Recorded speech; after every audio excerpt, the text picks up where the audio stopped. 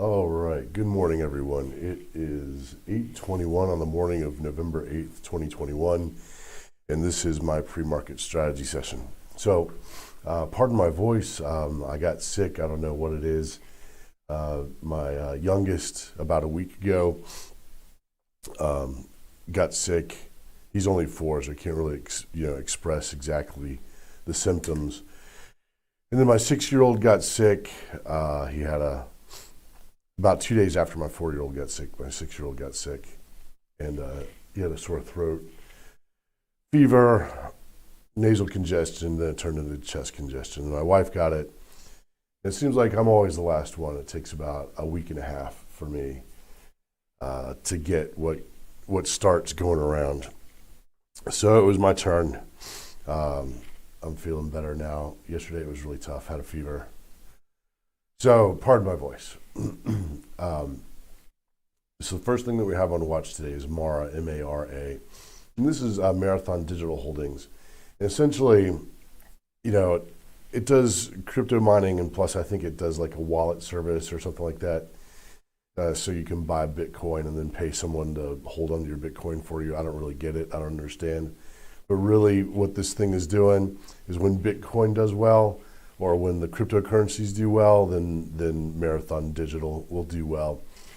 Let's see here. I want to check and look at something here. Let me look at the level 2. I haven't typed in my these stocks in the level 2 yet this morning, actually, which is usually something I do. Yeah, it's traded 312,000 shares pre-market. It's not moving very fast pre-market. Let's see. It has shares outstanding are 99 million. So, okay, it's on watch. What happens with it today? I imagine, after a 9.35% move, there's going to be some profit taking. So look for, the usual setups. The dip below the open and then a push back through, or a dip below the 75 and a push back through, or I'll average in between the 61.8 and the 50% fib. My entries, let's see if I can find the arrow here.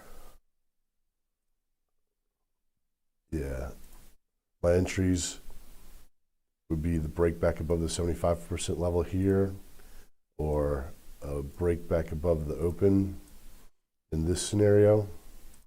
And then of course on this one right here, it's an average in between this range right here. It's an average between 67.50 and 66.79. So, and that's going to be the same strategy for the rest of these stocks, except for, let's see, is it steel? No, I think it's CLF. Yeah, there's something else going on with CLF. And again, so U.S. Steel, is that what United States Steel Corporation. This thing's opened up and it's just kind of hanging around high. I guess, I didn't put a Fibonacci on this one. No, I don't have a Fibonacci on it. Yeah, so an entry on U.S. Steel would be somewhere around $26.86. I'm going to put an alarm on that. So I'll probably stagger, like if I want to get into, let's say 500 shares, I'll stagger 100 shares around 26.86 at an interval of 25 cents. So we'll see what happens with it. Okay, TTD. Now this one's making pretty good moves here. TTD, I'll probably watch this one most closely. Although it's third on my list, it'll probably be the one that I watch most closely.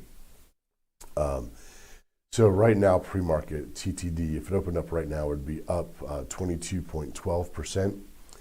And what I'm doing with this one is I'm putting a Fibonacci on it, and when it gets close to the open, I'm going to move this Fibonacci, to the opening price, and then I'll use the levels here.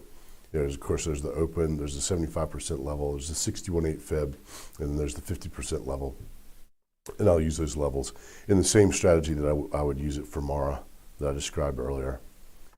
And then CLF. Now, this is one that I played, after earnings. I remember had a great day here.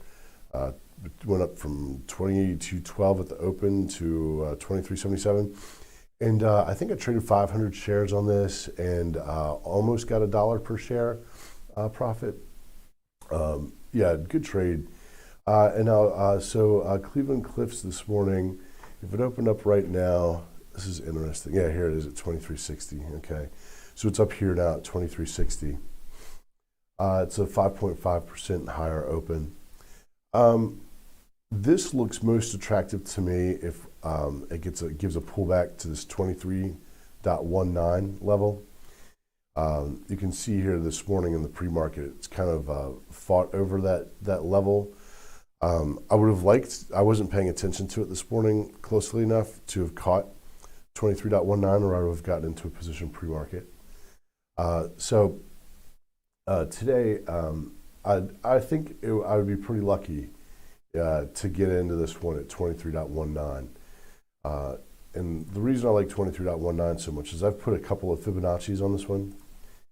And 23.19 happens to coincide with two of the Fibonacci's. You can see here, and then here, 23.19. I like coincidences. The more coincidences you can stack up at a given price, the more likely you'll have more people looking and seeing support at that same level. So if somebody's looking, suppose for a moment that let me go to the daily here too, make it a little bit easier to see.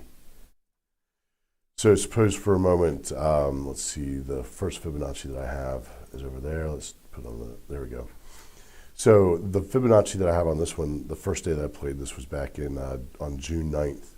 And so this Fibonacci is actually doing pretty good at keeping up with these levels, is doing a pretty good job of mapping out the moves on CLF with this Fibonacci that I put on June 9th back here. And now, oops, what did I do? Oh well. I may have just deleted something that I wanted, but it's okay. And then suppose for a moment, there's also someone who has a Fibonacci on this thing. Let's see, I put a Fibonacci on this thing on earnings on the 22nd of October. So if there's somebody that's still using the other Fibonacci from before, and there are more people other people using the Fibonacci from this date back here on the 22nd of October on earnings, then there are going to be more people eyeballing that 23.19 level. So that's why I like coincidences, because it just means you got more eyeballs at those levels. Okay, so then next up, let's go the SPY. So if the SPY opened up right now, it would open up 0.14% higher than the previous close.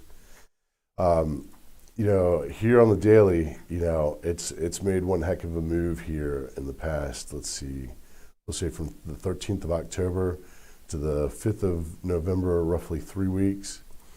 And that represents, let's see here, it represents a 9% move in that short amount of time. It is coming off of a correction. It is coming off of a correction, so you kind of expect it to launch from here. Do I expect a pullback? We could get a little bit of a pullback, in the next couple of days or so. We could get like a little dip, like you see, you see here, like that, or like that, or like that, or like that, or like that, or like that, or like that, and then just kind of continue the trend there. So I don't expect this thing to reverse. I'm not expecting the market to reverse around here anywhere. Although I do think it's a matter of time, and probably I think in the next year when we do see a significant correction. But for the time being, everything is rainbows and puppy dogs on the market.